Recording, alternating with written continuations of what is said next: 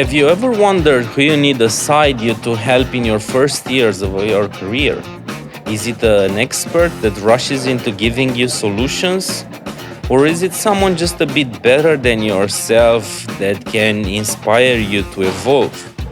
Humans can progress if they are exposed to the right level of stress or challenges. Today we have Paul Holland with us, an industry expert that will help us understand how we can secure a performant team. We're gonna discover multiple ages in IT, and we're gonna see the pros and cons of the current AI and LLM solutions. Hello, Shift Happens followers. It's another Thursday afternoon. We are releasing a new episode to give you some more interesting content to learn new things in the rest of the week. It will be a really interesting episode, and we have Paul Holland with us. Thank you, Paul, for taking time. It's my pleasure. Who are you, Paul? It's a good question. I am a software tester. I've been doing software testing for 29 years. I teach rapid software testing.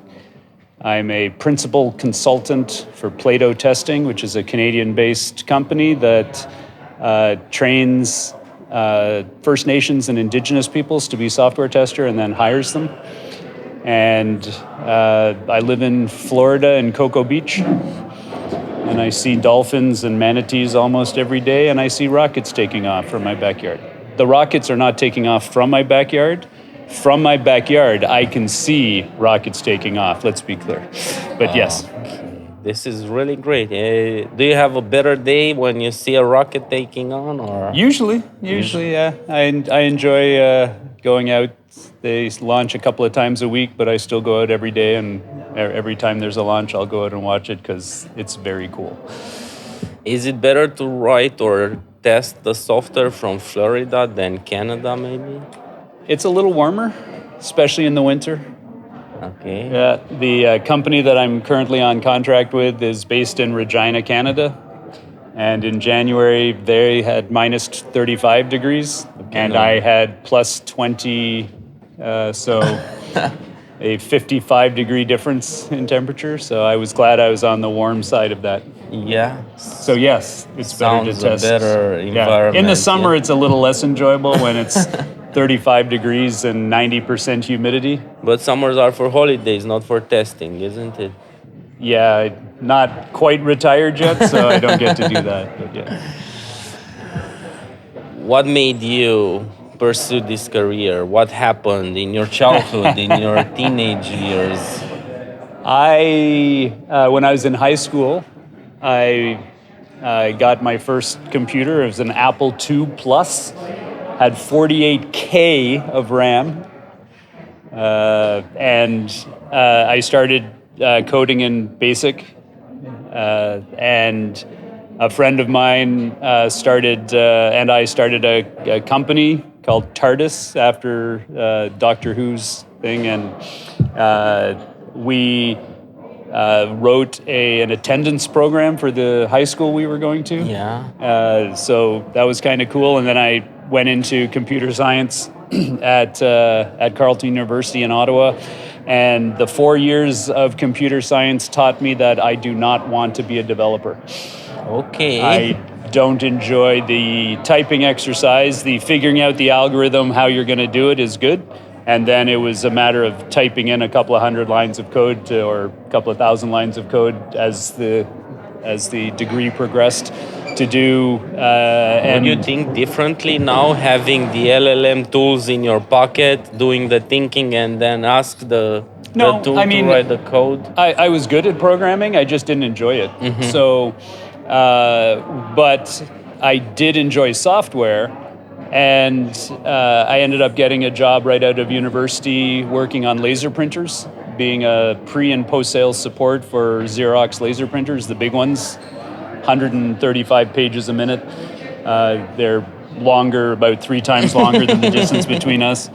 Then I joined the Canadian military and I flew helicopters. I flew Sea King helicopters off the back of destroyers. And then when I got out of the military after 5 years, I got a job as a software tester at a company called Newbridge, which got bought by Alcatel, which then merged with Lucent.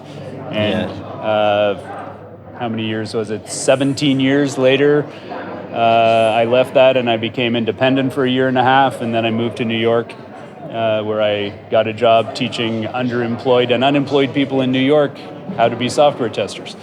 A lot of experiences, and I would say, even though you are a young IT professional, it's different ages of how writing software looks like, because things change very, very fast in IT world. Was it better 20 years ago than now? I have coded on punch cards. I am that old. So it was good as long as you didn't get the garbage bag when they had a misfeed and all the cards flew over and you got the garbage bag. That was bad. But is it better now? Or testing or software? It's a lot more What were the pros before the cons? I don't know if they were pros, but the big difference is the complexity. Because computers were slower, what we could do was less evolved. The whole concepts of what we were having to test was a lot simpler back then. Plus, I was in telecom, which was a very narrow focus. And as most of the changes and developments were happening in web pages and things like that around the world, I was still in telecom until 2012. So even though I was aware of the changes happening, I wasn't personally in charge of testing them. Mm-hmm. So I was testing telecom switches using automation and human testing, but it evolved. You saw the 2.0 revolution, then 3.0, what was it? IoT, I think. Then 4.0, digitalizing in industrial environments. Now people are talking about 5.0, metaverse. Do you have any thoughts about this? Do you think it's something that we should work on and invest energy? So building those digital twin avatars and help us improve our lives by having this digital twin that gives us input? I think artificial intelligence is going to be playing a larger role in our lives, but because artificial intelligence has no intelligence at all, it has no clue what it's creating. It's pattern matching, and that's it. And it's creating something that, according to its patterns, looks correct. But it has no knowledge as to whether it is correct or not. Yes. It also has no awareness of the situation that it's answering the questions for. Again, it's strictly pattern matching. So if you're going to be using AI for very set tasks, like an Android vacuuming your house and avoiding obstacles, it'll do that. If you're using it to generate content or ideas, it'll come up with some creative ideas, but the correctness of those ideas is going to be up to a human. And right now, I don't see a time, I'm sure it will come, where it's able to determine that the idea it's come up with is correct. But right now, the time spent having to vet what artificial intelligence is coming up with, in my mind, exceeds the benefit of it generating those ideas for you.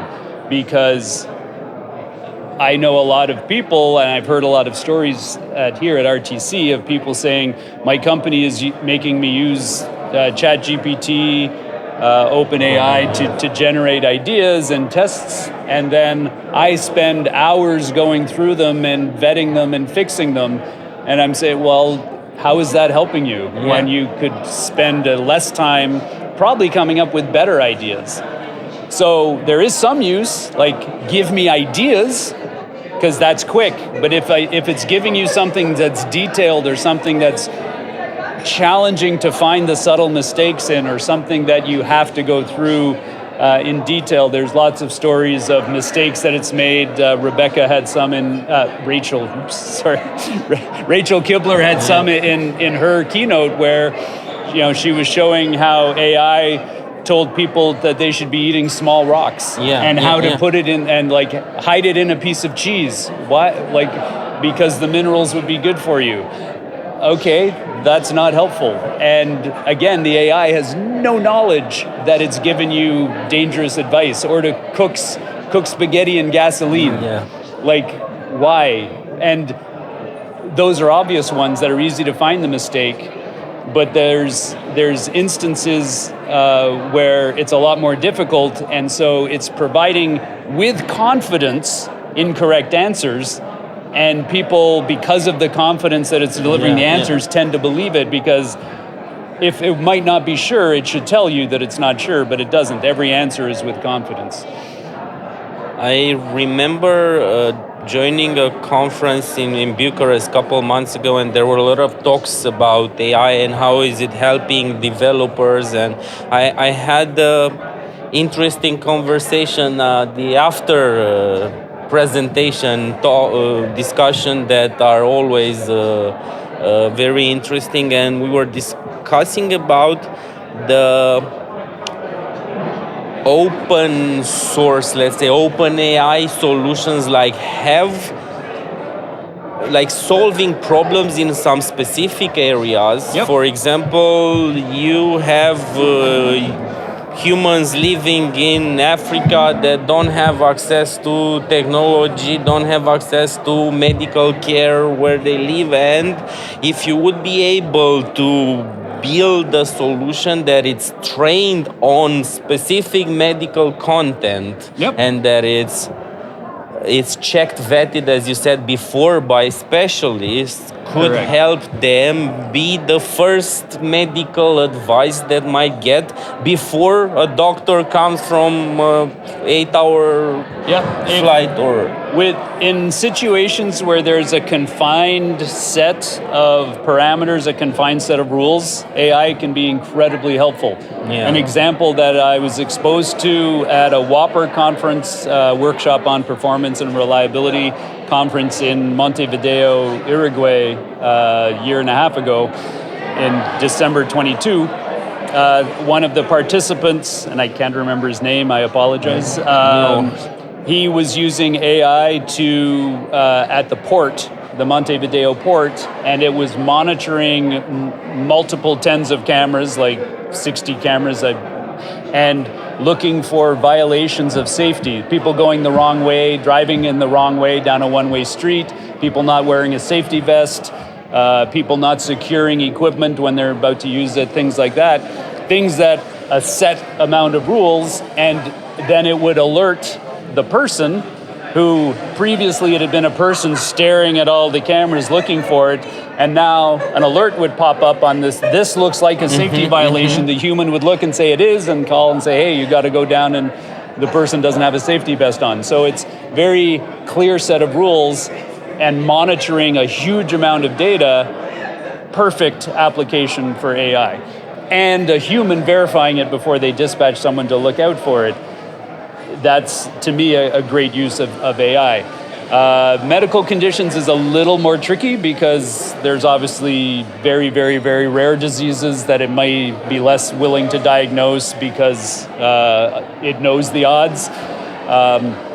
But again, it's putting in balance. Like, I'm not able to solve all the problems, but it can be helpful. Again, in a rural community where there's no doctors, that makes sense to me to have something like that. Again, it's fairly constrained. Where I have a concern is in the creation of new material. So if you're asking it, give me something new, like develop these new tests for this new technology, it doesn't know what the new technology is. It knows that it has some similarity to this other technology, so it's going to abstract from that, mostly incorrectly, into this. So if you look at the results from ChatGPT and its success rate of giving effective information, the more similar it is, the question you asked it, to something that it learned from, the more accurate it's going to be. The more you diverge, and you don't know how much you've diverged from its learning material, but the more wrong it's going to be, because it, again, doesn't know the context, it can't understand, it can't reason, So it's going to be probably wrong. Another concern about these technologies is everything that people are willfully putting in, entering, here's my requirements, here's my biography, can you rewrite it, can you write my resume for me, here's my experience.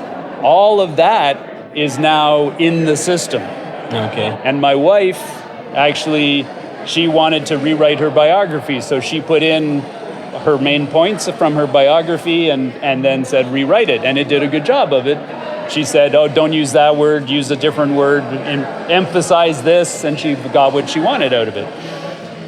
A few days later, she was at another meeting with a bunch of people, and she brought up that she was reworking her biography, and somebody put in her name and her city and everything, and what she had entered, her original entry, came up pretty much word for word.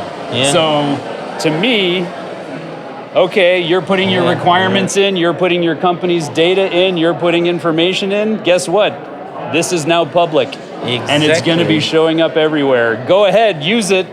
We were so afraid of having a governmental agency watching us and knowing everything about us and using it, and now we are putting it even more publicly to private companies, right? Yeah, here you go, have our proprietary data because I'm too lazy to think of a test idea. Okay, that's unfair. I'm being forced to use ChatGPT.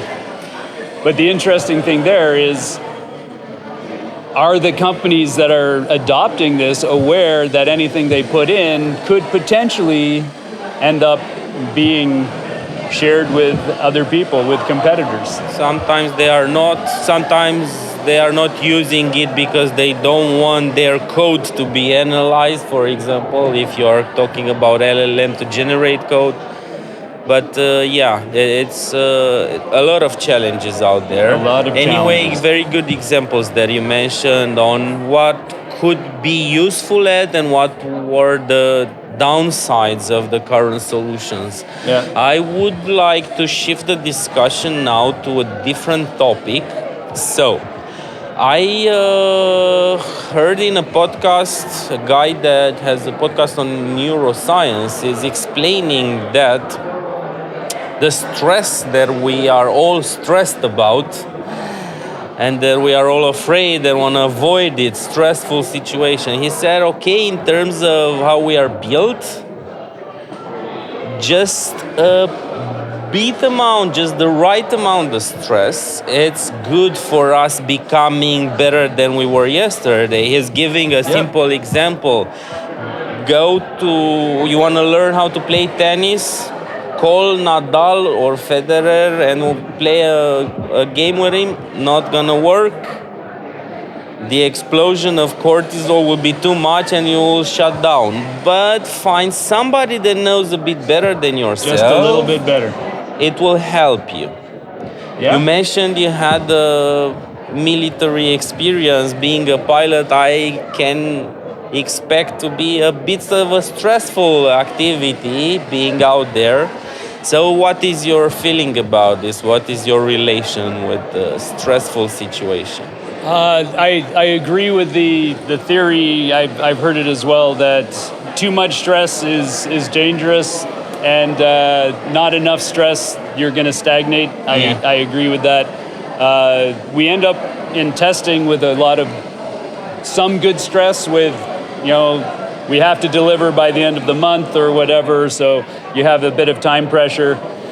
The part that concerns me is frequently there's times where we should be delaying a deployment or we should be reconsidering the implementation of a feature, but because the level of stress or because a date doesn't move, even though we're re-architecting something, then the stress becomes too much, and that's when people start breaking down, needing time off, saying, I quit. All of these things can happen, or they're just miserable and they hate going to work. That's dangerous. When I was doing my flight training, I had never, in my very first flight training, I'd never flown solo before, and all of the flights I'd done up until then, which wasn't very many, I think it was 12 hours of flying, the wind had been going straight down the runway. Yeah. On my first solo, the wind was coming across, and as a result, I had to do my first crosswind landing by myself. Okay. And it was actually at the limits of what they allowed solo students to do, and I had never done a crosswind landing ever. My first attempt, my wing was over the edge of the grass, the whole width of the runway. I'd been blown sideways. I managed to abort that one, thankfully. I went around. I had 2 more bad attempts, and then on the last one, they told me I had to do a full stop landing. I landed right on the center line. I had taught myself with the stress, I'm either going to die or crash horribly, or I'm going to learn how to do it. I knew the theory behind it, but I'd never tried it before. But again, by my 4th attempt, I landed right on the center line and pulled off the runway. I was told that the winds were at the limits, And don't you love when these things happen? Like I had never been so scared in my life for the first 2 or 3 landings, but on the 4th one, I had probably never been more proud of myself. Exactly. So, and the same thing can happen in testing. You're given a really difficult thing to test. I have no idea how to test this. I don't have anybody to help me. You go and you do some research, you figure out, you do some testing of it, you find some good bugs, the product goes out, it's successful. You're going to feel proud of yourself. In general, in software engineering, I mean, me and my team, we are doing this kind of pushing ourselves just a bit more. I'm always telling the product team that is preparing the next release, and they say, no, our graphics don't look nice, our numbers don't look nice. We always plan that number of releases and that number of features, but we are not able to deliver. Yes, but if we are not shooting to the stars, we won't reach the stars in the end. So let's try to push it a bit. If you're not learning at work, you're going to not enjoy work. So there needs to be something that you're trying to learn, trying to improve on. If you've never done automation before, try to do some automation. If you've never done data manipulation or data creation, using Excel macros to manipulate something, all of those things help you be a better tester. I think that it's actually, this is the magic ingredient in the recipe, that you have to have the right team, to have the right skill set in the team that gives you just a bit of confidence that if you're trying that complicated, something that seems a bit too much for you as a team, but you have the confidence that you have the right skills that will help when you get to a tough point, like landing, right? The example that you mentioned. You will have somebody to support, somebody to come up with a quick solution to try another round, and in the end, you will be able to deliver something better than if you would have planned the safety plan. One thing that I did as a manager at Alcatel was twice a month, so every 2 weeks, we had a tester's lunch.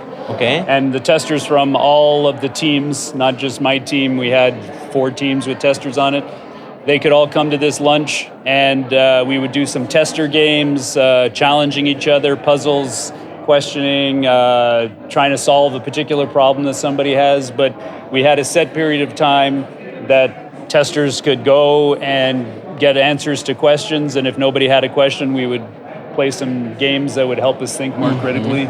It was well received. People enjoyed it. We are doing it also in our organization. Have like communities per each chapter, like the testing community, the DevOps community. I mean, besides the testing chapter, programming chapter, DevOps chapter, who are the ones that give the guidance, let's say, for how we are building stuff. It's the communities in which we try to share knowledge cross organization. Maybe we tried something in a project would be useful for other teams. Now, going back to this working together and learning well at work, this is a topic that I often hear when people are leaving organizations. That they're missing that? Yeah, I'm gonna leave because I need somebody to learn from, and I'm not finding anymore that person. How can we find the best ways to keep a team performant and unite? Because we know there's a lot of stormy moments when people leave, people come, and you need to be like a stable in time team to become a performant one. So how do you convince somebody that says there's no one that can push me to go an extra mile, no one that can stress me a bit to learn something new? What should that person do to keep staying the organization? There's a few things that you can do. Depends on what you want to learn. If you want to learn automation, there's Test Automation University, which Angie Jones originally created. Fantastic learning opportunity for those who want to learn automation. The Ministry of Testing has a fantastic repertoire. There's articles and blog posts from Michael Bolton and James Bach on their websites, which would be developsense.com and satisfice.com. Just reading articles is by those two is incredibly insightful. So this means that you can learn on your own. You don't need somebody in organization that is better than you and learn from that 100%. that one. Going to conferences. I've learned some things at this conference, and I've been testing for 29 years. If I was new, I would have learned a huge amount. There's lots of really good conferences around. Romanian testing conferences is one of my favorites. But there's Agile Testing Days, the conference for the Association of Software Testing, Let's Test, which doesn't happen right now, but I've heard is starting up again. Those are conferences that I support because they pay their speakers to attend. They actually pay their travel and hotel. Some other conferences that I have not mentioned may not be doing that. Some that Test Bash also pays its speakers, and I'm sure there's a few others that do as well, but many of the bigger conferences, the well-known ones, which I'm not going to name, they don't pay their speakers. Their speakers have to pay their own way and have to pay for their own hotel. So I personally, even though you might learn something at those conferences, I don't like supporting those conferences because the content provided, how they make their money by the speakers who spend hours, days creating interesting, relevant content, they end up not even getting compensated. They have to pay money to go and deliver their content, and that's just that's not a fair business model, which is why I love conferences like RTC and Agile Testing Days and Test Bash. And somehow this would be like an advice also for the leadership. So you don't want to lose somebody in your team. It's better than give him a bit less responsibilities with your day-to-day activities and give him some time to attend conferences or to learn something or to... Melissa Tondi just gave a talk on being nimble. It's similar to Agile, but a little more focused on the individual teams. And one of the things that she stressed was that the 80-20 rule, 80% of the time working on the company and what the company needs you to work on, your project, and 20% on personal development. So 8 hours a week, 1 day a week, getting to work on self-improvement. The concept there being, if I get better at doing my job, I'm going to become more efficient, I'm going to become better at it, and I'm going to be more helpful and useful in the 32 hours, assuming a 40-hour week. In the 32 hours that I'm working on the project, I'm going to probably do as much as I would have in 40 hours. Plus, I have a day a week that I can maybe save up and go to conferences, or I can look at content online, YouTube videos, all of those things. I think I have to go and introduce somebody. Okay, we're gonna have the final thoughts. If there's anything that I haven't asked you about and you want to share to the viewers, or maybe share a book, or maybe... There's a book, Chartering the Course by Rob Sabarin, and one that I just got from, I can't remember the name of it, by Pradeep Sundararajan and Dana Shakur Subramanian. It's about how they develop testing at Mulia, and I can't remember the name of it, but No maybe worries, we we'll can put it in find the it and we'll comments. put it in the comments. There yes. you go. All right. Okay, thanks a lot. Thanks for your time. No problem. It was a pleasure. Yeah, and thank you everyone for watching. If the content is useful, share it with your friends, with your teams, with your colleagues in school. Okay, stay curious and see you on the other side. Thanks.